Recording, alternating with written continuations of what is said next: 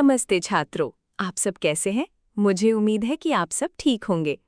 आज हम इंकवेल की हिंदी सुगंधा कक्षा 2 अध्याय 14 बिजली और तूफान की कहानी पढ़ेंगे। पाठ से पहले निम्नलिखित प्रश्नों के उत्तर दें। 1. बिजली कैसे बनती है? 2. बादल कब गरजते हैं? पाठ सारांश व विचार।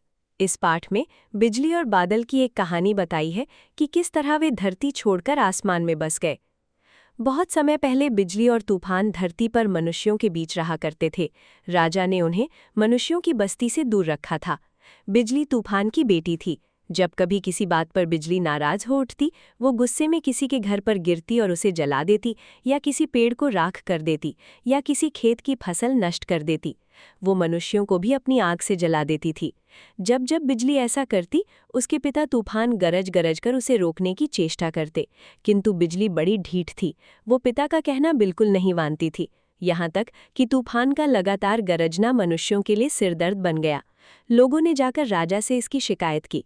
राजा को उनकी शिकायत ठीक लगी। उन्होंने तूफान और उसकी बेटी बिजली को तुरंत शहर छोड़ देने की आज्ञा दी और बहुत दूर जंगलों में जाकर रहने को कहा। इससे भी समस्या का समाधान नहीं हुआ। बिजली जब भी नाराज होती, जंगल के पेड़ जला डालती, कभी कभी पास के खेतों को भी नुकसान पहुंचाती। मनुष्यों को ये भी सहन न हुआ। उन्होंने फिर राजा से शिकायत की। राजा बेहद नाराज हो उठा। इसने तूफान और बिजली को धरती से निकाल दिया और उन्हें आकाश में रहने की आज्ञा दी, जहां से वे मनुष्यों का उतना नुकसान नहीं कर सकते थे जितना कि धरती पर रहकर करते थे।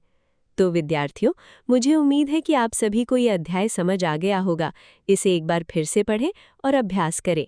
आप सभी का बहुत बहुत धन्यवाद।